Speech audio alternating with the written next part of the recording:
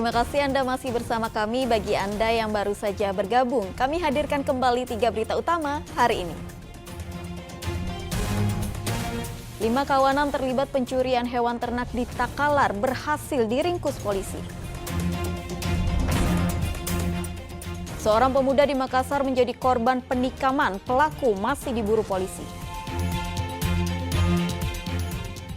Setelah 4 bulan melonjak, harga sejumlah bahan pokok di Pasar Lakesi, Kota Parepare kini kembali normal.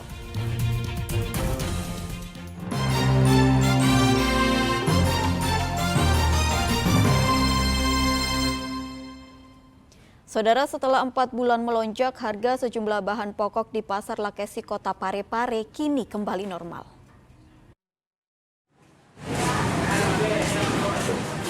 Sejumlah harga bahan pokok di Pasar Lakesi, Kota Parepare kini kembali normal. Padahal sebelumnya selama 4 bulan harga barang yang sering digunakan warga tersebut melonjak drastis.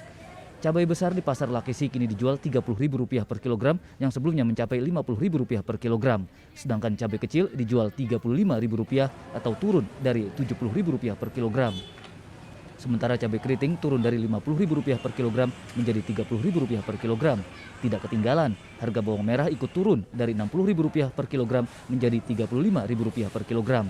Begitu pula bawang putih turun dari Rp60.000 menjadi Rp30.000 per kilogram. Mana? Naik atau turun? Sudah standar harganya turun. Sejak kapan? Sejak bulan ini, bulan 8. Standarnya seperti apa? Kemarin bawang merah mencapai 80, sekarang standar 40 nih. 40. Ya, ini 50. 50? Turun Cabai dari kecil dari 70. Dari 70 ya. Terus yang ini yang bawang Ini merah? 35, kemarin 50. Bawang merah? Bawang merah dulu 60. Sekarang saya jual 35. Jadi agak menurun ini bawang merah. Kayak juga bawang putih toh. Dulunya 30, sekarang 25. Lembaga ritin dulunya 70, sekarang 30. Di Pasar Lakesi Parepare hanya harga telur ayam yang masih tinggi, yaitu Rp53.000 sampai Rp57.000 per rak, tergantung ukuran telur ayam. Suwardi Gatang melaporkan dari Kota Parepare. Tabrakan antara motor dengan truk terjadi di Jalan Bau Masepe, Kota Parepare. Meski sempat terjebak di kolong truk, seorang pelajar yang mengemudikan motor hanya luka pada lengan kiri. Seorang pelajar terpaksa dirawat di Rumah Sakit Andi Makassau usai motor yang dikemudikannya bertabrakan dengan truk di Jalan Bau Masepe, Kota Parepare. Meski sempat terjebak di kolong truk, korban hanya luka pada lengan kiri. Lokasi tepatnya itu pas tabrakan di mana, Pak? Lokasi Di pertigaan sini, Pak. pertigaan. Oh, di pertigaan. Pas pertigaan Memang itu. kencang Pak mobilnya atau motornya yang Ya, kencang? kira-kira mobilnya yang kencang, bukan motor yang kencang. Oh. Hanya mobil yang kencang. Yang tadi yang pelajar Pak ya? Yang anunya, korbannya? Iya, pelajar. Pelajar. Itu motornya sampai ke bawah mobil beda. Bagaimana itu, Pak? Ya, kejadiannya itu dia kalau mobil yang arah selatan itu dia melambung, maksudnya potong jalan langsung. Terus Memang dia geser, tapi motor pelan-pelan ke arah selatan, ke arah timur. terus motornya masuk ke bawah mobil, Pak. Iya, masuk di bawah mobil. Iya. Iya. Oke. Kondisi kalau anunya tadi Pak korbannya? Korbannya bahu sebelah kiri. Polisi telah memeriksa sopir truk untuk penyelidikan lebih lanjut, sedangkan motor dan truk yang terlibat tabrakan mengalami kerusakan ringan.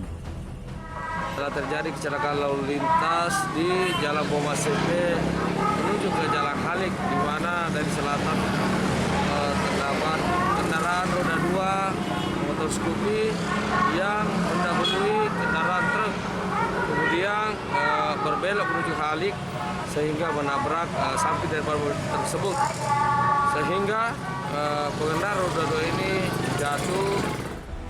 Kecelakaan ini menjadi pelajaran agar warga selalu lebih waspada saat berkendara. Suwardi Gatang melaporkan dari Kota Parepare. Diduga dipicu arus pendek listrik, satu rumah indekos di Kota Makassar ludes terbakar. Meski tidak ada korban jiwa, kerugian materi diprediksi puluhan juta rupiah.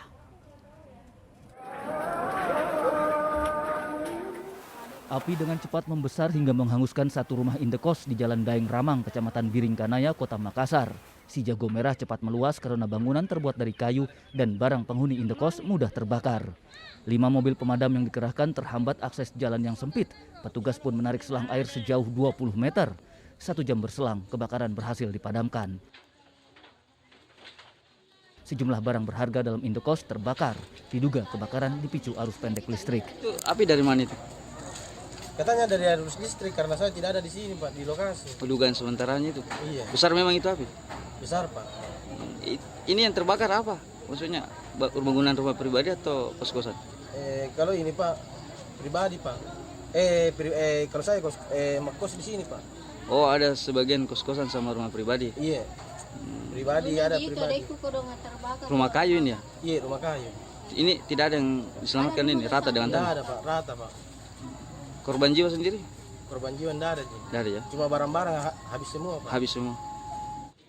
Meskipun tidak ada korban luka ataupun korban jiwa, kerugian materi diprediksi puluhan juta rupiah. Andi Muhammad Sardi melaporkan dari kota Makassar. Sejumlah warga mengusir para penambang ilegal di Kelurahan Sapanang, Kecamatan Bungoro, Kabupaten Pangkep. Aktivitas tambang yang diklaim tanpa izin ini memicu kerusakan lingkungan.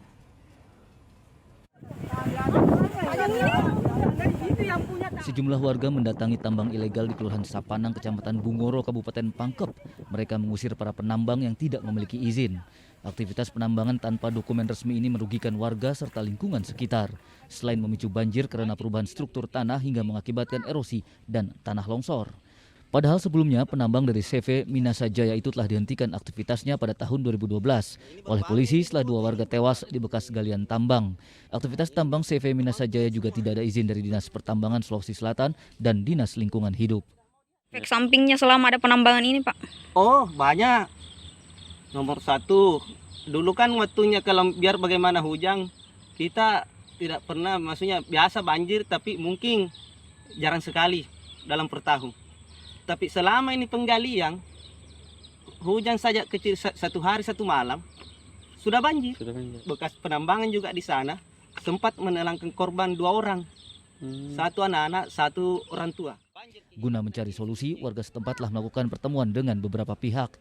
Kasus ini pun telah ditangani polisi sehingga warga berharap tidak ada kembali tambang ilegal. Ini baru-baru ini di foto ini, baru-baru ini anunya. Andi Muhammad Sardi melaporkan dari Kabupaten Pangkep. Polisi menggelar rekonstruksi kematian Satpam Kejaksaan Negeri Palopo saat unjuk rasa mahasiswa. Dalam rekonstruksi, para tersangka memperagakan 14 adegan.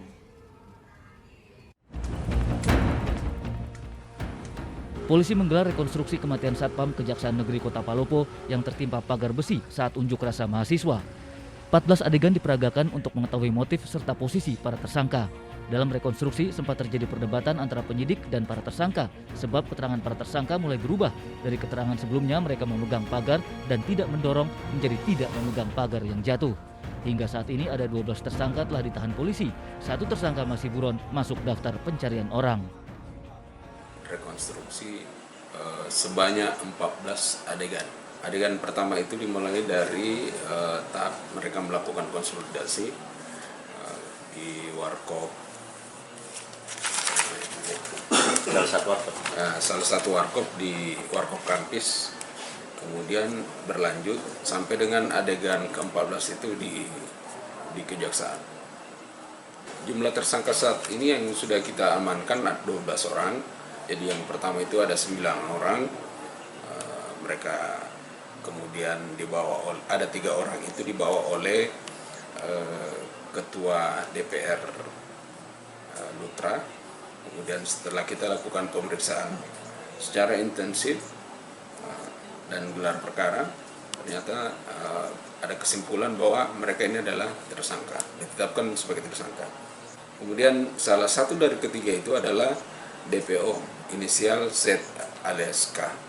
Jadi sekarang tinggal 1 DPO yang saya mohon dengan hormat mereka bisa menyerahkan diri.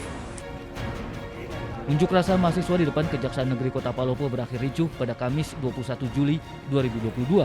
Para pengunjuk rasa yang memaksa masuk gedung Kejaksaan Negeri Palopo berupaya dihalangi para satpam dengan cara menutup pintu pagar.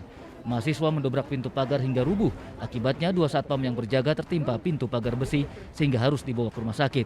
Abdul Aziz, salah satu satpam, tewas meskipun sempat mendapatkan perawatan medis, sedangkan 1 satpam dirawat intensif.